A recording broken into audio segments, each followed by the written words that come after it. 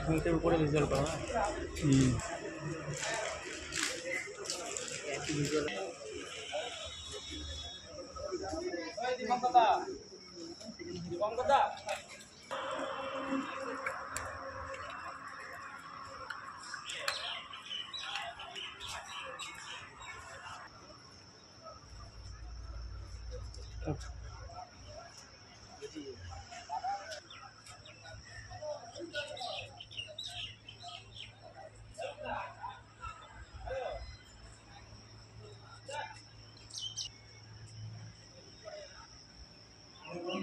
Patient नाम जानेगा नहीं, पेशेंट जानेगा नहीं, आइयो फिर लगे रोटी के सामने जाओ, फिर लगे रोटी के सामने जाओ।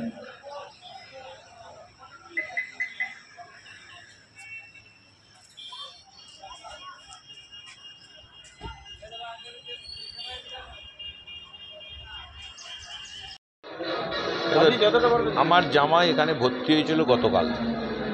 আজকে সকাল 7টার সময় আমি জানতে, সকাল 7 বাংলায় থেকে কেন হিন্দি ব্যবহার করবেন, সকাল 7টার সময় জানতে পারি। আমি আসি 9:30টার সময়, 9:40 আমি উপরে যাই, তখনই দেখি ডেথ হয়ে গেছে। আমি ডাক্তারকে জিজ্ঞাসা করি, ডাক্তারবাবু এই তো মারা গেছে। বলছে হ্যাঁ মেশিন আর 10 মিনিট দেখে ডিক্লেয়ার করবো। আমি কি আপনারা বললেন যে পেসমেকার বসিয়েছি? বলছে হ্যাঁ বসিয়েছি। তা এনজিওগ্রাফি করেছেন? তখন ডাক্তার আমাকে কোনো সদুত্তর দিতে পারেনি। তার আধ ঘন্টা বাদেই ডেট ঘোষণা করেছে। অবশ্যই মিস ট্রিটমেন্ট হয়েছে, এছাড়া আর কি। একটা ইয়ং ছেলে 32 বছর বয়স এইভাবে মরতে পারে, এইটুকুই অভিযোগ। কর্তৃপক্ষ যখন পারবে না তখন তো ছেড়ে দেওয়া দরকার। এই পর্যন্তই যে মিস ম্যানেজমেন্ট আর ভুল রং ট্রিটমেন্টের জন্য এই ঘটনাটি ঘটেছে। আমরা চাইছি আর কি চাই, আমি চাওয়া না চাওয়ার সঙ্গে তো আমার জামাই ফিরে আসবে না। এখন ওর বাড়ির লোক যেটা বলবে সেই জায়গাতেই এগোতে হবে। আমি তো বডির অগ্রাধিকার নই। আমি যিনি ডেথ হয়েছেন তার খুড়তুতো শ্বশুর হই। সন্তোষ ঘোষ।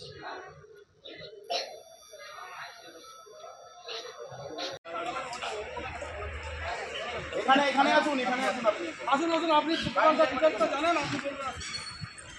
ওই খাওয়াটাই ধরো হ্যাঁ সঙ্গে হয়েছে বলতে পেশেন্টটা কালকে এখানে ড্রিমল্যান্ডে একটা অ্যাপেন্ডিসাইড অপারেশনের জন্য নিয়ে আসা হয়েছিল। সেখান থেকে ওর অ্যাপেন্ডিসাইড অপারেশনটা কালকে ছিল।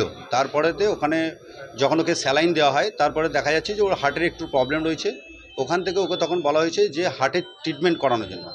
পেশেন্ট ওখান থেকে টোটো করে নিজে এখানে এসেছিল, এখান থেকে হেঁটে ঢুকেছে, ঢোকার পরে এখানে ট্রিটমেন্টের জন্য এসেছে। সাথে ওনার শুধু ওয়াইফ ছিল। এবং যখন এখানে ভর্তি করা হয়, ভর্তি করার পরেতে পেশেন্টকে আর কিছু পেশেন্ট পার্টিকে আর কিছু জানানো হয়নি যে পেশেন্টের কি সিচুয়েশান আছে। তারপরেতে হঠাৎ করে পেশেন্টকে আজকে সকালবেলা বলা হচ্ছে পেশেন্ট পার্টিকে যে পেশেন্ট আর মুভ করছে না, পেশেন্ট ডেথ করে গেছে। সেটা কোনো পেশেন্ট কোনো রেসপন্স করছে না। পেসমেকার টেম্পোরারি একটা পেসমেকার বুকে বসানো হয়েছে, দিয়ে সেটাও কাস্টমারের পেশেন্ট পার্টির বাড়িকে জানানো হয়নি। ঠিক আছে, তারপর 10:42 এবং যা রিপোর্ট, যা ওনাকে ট্রিটমেন্ট যা করা হয়েছে, যা মেডিসিন ওকে ইউজ করা হয়েছে বা যা ইঞ্জেকশন দেওয়া হয়েছে, সেগুলো কোনো পেশেন্ট পার্টিকে জানানো হয়নি, দেখানো হয়নি, কোনো কিছু করা হয়নি। ঠিক আছে, এবং যা আমরা সকাল থেকে অনেকবার কোঅপারেট করার চেষ্টা করেছি ডাক্তারের সাথে বা হসপিটাল কর্তৃপক্ষের সাথে, হসপিটাল কর্তৃপক্ষ আমাদেরকে এর জন্য কোনো রকম কোনো গুরুত্ব পাত্তা দিচ্ছিল না, বাইরে বার করে দিচ্ছিল। এবং আমরা যখন পেশেন্টের টোটাল পেপারস যখন চাইছি, তখন বলছি আমরা যতক্ষণ না হসপিটালে বিল পে হবে ততক্ষণ পর্যন্ত আমরা পেশেন্ট পার্টিকে ডেড বডি দেব না।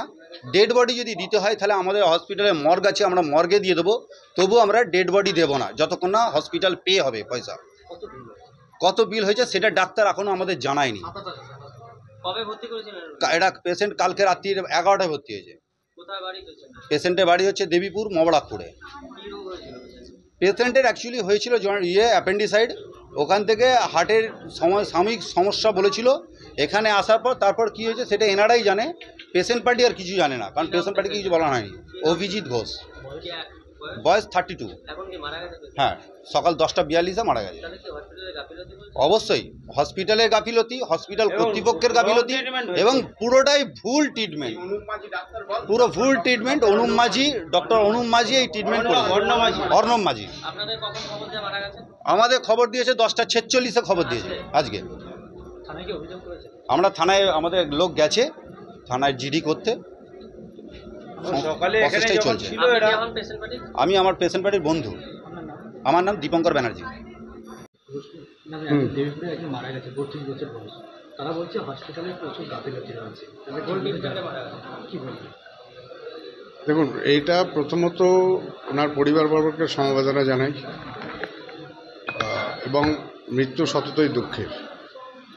পেশেন্টের যে প্রবলেম নিয়ে পেশেন্ট অ্যাকচুয়ালি ভর্তি হয়েছিল প্রথমে ড্রিমল্যান্ড নার্সিংহোমে। ওনাদের একটা হার্নিয়া অপারেশন ছিল বা কিছু একটা অপারেশন, অ্যাপেন্ডিক্স, ওখানে অপারেশন টেবিলে তুলে নামিয়ে দিয়েছে অ্যাজ পার হিস্ট্রি, যেটা আমরা শুনেছি। এখানে আসার পরে সাথে সাথে এমার্জেন্সির ডাক্তার অ্যাটেন্ড করে এবং কার্ডিওলজিস্ট অ্যাটেন্ড করে, তারপরে দেখার পরে পেশেন্টকে টেম্পোরারি পেসিং করা হয়, কিন্তু পেশেন্ট সেটা সেই ট্রিটমেন্টে সাড়া দেয়নি।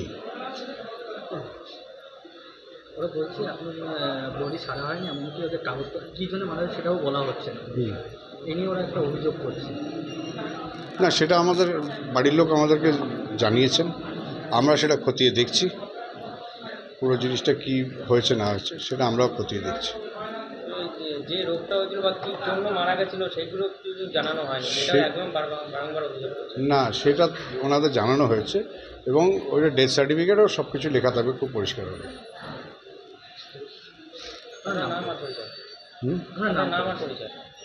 আমি প্রসেনজিৎ গুপ্ত, সিইও এখানে।